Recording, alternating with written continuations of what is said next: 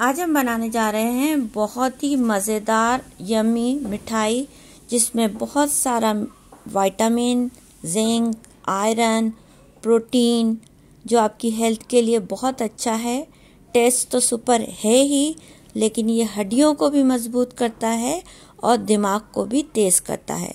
Diabetic patients भी इसे खा सकते हैं क्योंकि ये बग़ैर चीनी और बग़ैर गुड़ के बना है।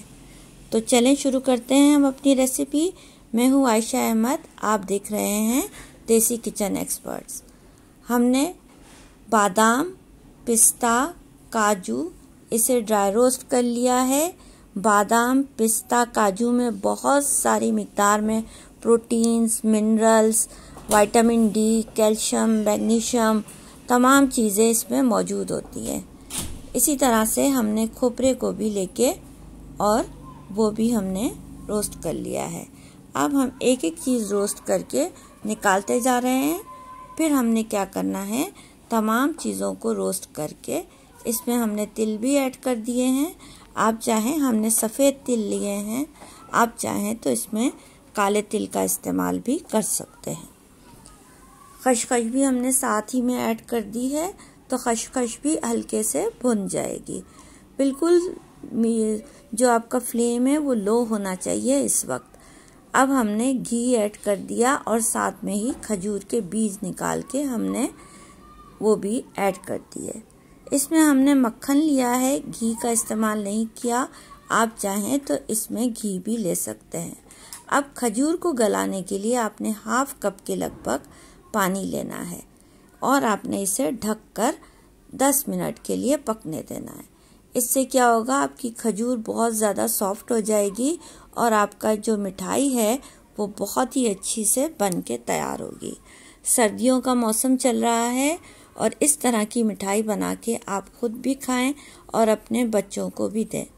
इससे क्या होगा, बच्चों का दिमाग भी तेज़ होगा, उनकी हड्डियां भी मजबूत होंगी और वो पूरा दिन बहुत ज़्यादा अपने आप को हेल्दी और फिट महसूस करेंगे। तो ये तमाम ड्राई फ्रूट्स जो हमने ग्राइंड करके रखे थे उसे हमने, आप पाउडर फॉर्म में भी बना सकते हैं, हमने थोड़ा सा दरदरा सा रखा है, बिल्कुल पाउडर नहीं किया। और खसखस, खोपरा, इसके अलावा हमने जो है इसमें मेथी दाना, इलायची, लौंग, तज ये भी हमने ऐड कर दिया पीस के। ये थोड़े से गरम मसाले थे जो हमने इसमें ऐड कर दिए। क्योंकि सर्दियों का मौसम है, मेथी दाना तो शुगर के पेशेंट के लिए बहुत ही अच्छा है और इलायची और लौंग और तज जो है सर्दी में सीने को बहुत ज़्यादा सपोर्ट करता है। यानी अगर ठंड लग जाए तो इससे बहुत ज़्यादा इससे सपोर्ट होती है। तो आपने ये चीज़ें इस्तेमाल करनी है इस मिठाई में। और ये मिठाई रोज़ाना बच्चों को और एक छोटा सा पीस भी आप दे देंगे तो सर्दियों में वो इस सर्दी से बचे रहेंगे। तो हमने ये तमाम चीज़ें मिक्स कर दी हैं। अब किसी भी थाल में आपने इस तरह से बटर पेपर लगा के, पहले हमने थाल पर घी लगाया, फिर बटर पेपर लगा के अपनी मिठाई को सेट कर दिया। सेट करने के बाद इसे दबा दिया अच्छे से और फिर आपने क्या करना है, कुछ ड्राई फ्रूट अगर आपके पास अवेलेबल हैं तो आपने इस तरह से ऊपर से गार्निश कर देने हैं। काजू हमारे पास अवेलेबल थे तो हमने इस तरह से काजू लेके इसे भी दबा दिया।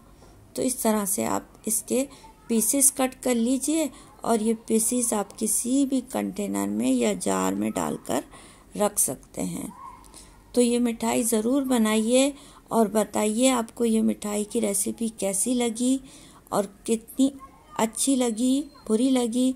अगर अच्छी नहीं लगी तो आप डिसलाइक भी कर सकते हैं और अच्छी लगी तो लाइक करके आप कमेंट करके ज़रूर बताइएगा।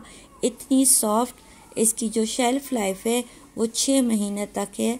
आप इसे फ्रिज में नहीं, बाहर ही 6 महीने तक रख सकते हैं। इसमें ख़राब होने वाली कोई चीज़ नहीं है। तो मिलते हैं एक नई रेसिपी के साथ।